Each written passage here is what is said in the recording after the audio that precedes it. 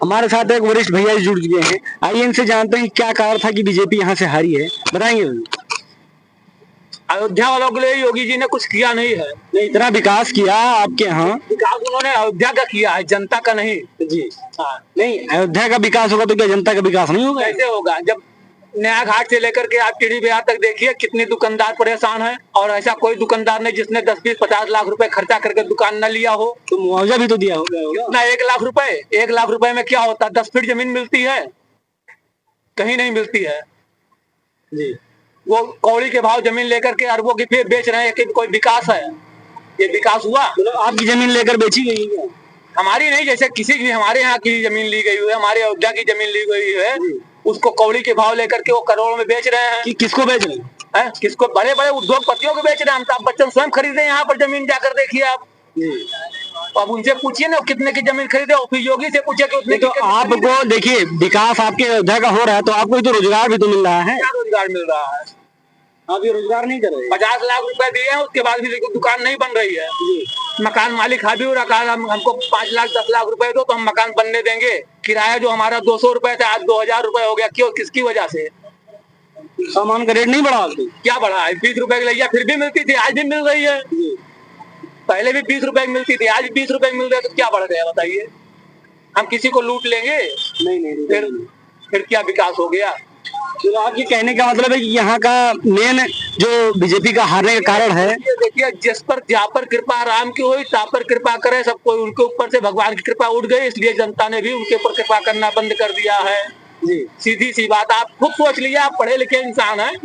आप देखिए ना, जहाँ पर कृपा राम को, उन्होंने तो मंदिर बनवाया है, फिर तो राम भगवान की कृपा कैसे उठ गई उनसे? उड़ जाएगी जो, क्योंकि उन्होंने जनता को परेशान किया। जी, भगवान ये थोड़ी कहते किसी को परेशान करके तुम्हारा काम करो।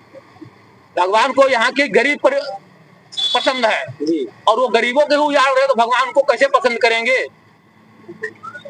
भगवान को गरीब पसंद है नहीं पसंद है? आप बताइए। आपके यहाँ से जो राजू मोहन दास जी हैं अयोध्या हनुमानगढ़ी के, उन्होंने कहा है कि उन्होंने एक बात ट्वीट की थी कि अगर रामायण के समय अगर ये अयोध्या वासियों को लेके जाते युद्ध करते तो शायद यहाँ के जो अयोध्या वासी इतने लालची होते कि वहाँ रावण से डील कर लेते और युद्ध नहीं करते, युद्ध हार जाते। ये तो उनकी मनगढ़ंत कहानी है जी, सत्य है, क्योंकि वो पैसा वाले हैं जी। हम मनगढ़ंत कहानी नहीं सुनते हैं, हमारी सीधी सी बात है। उन्होंने अयोध्या वालों के लिए कुछ भी नहीं किया है। आप पता कीजिए, हर एक दुकानदार से पता कीजिए दुकानदार कितने परेशान होकर के अपनी दुकान को बचा पाए, तब आज वो कमा रहे हैं। तो क्या उनकी देन है? नहीं। फिर कैसे अयोध्या वाले वोट दे देंगे? लेकिन मोदी जी तो विकास का कार्य कर रहे हैं, अयोध्या के विकास नहीं कर रहे हैं। लेकिन तो पब्लिक के लिए सोचना, गरीबों के लिए सोचना चाहिए ना, कि उद्योगपतियों के लिए विकास होता है, गरीबों के लिए विकास करना चाहिए।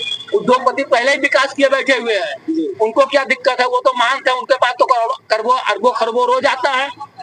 और गरीब, किसी दिन किसी गरीब से पूछे कि तुम क्यों परेशान हो, या उनकी जितनी जमीनें थी वो बिना पैसा लिए बनवा दिए हैं, गरीब को दे दिए कि हाँ जाओ तुम रहो, जो किराया देते थे वही दो, या तुम बनवा लो। जैसे ही मकान टूटा वो तुरंत हावी हो गए, छूना मैं नहीं रे, 50,000 रुपया 1 लाख रुपया 10 लाख रुपया दो तब इसको छूना, और उसके बाद किराया 500 से 50,000 हो गया। कौन जिम्मेदार होगा उसका? कौन जिम्मेदार होगा? 1 लाख रुपए में पूर्ति होती है? नहीं होती। फिर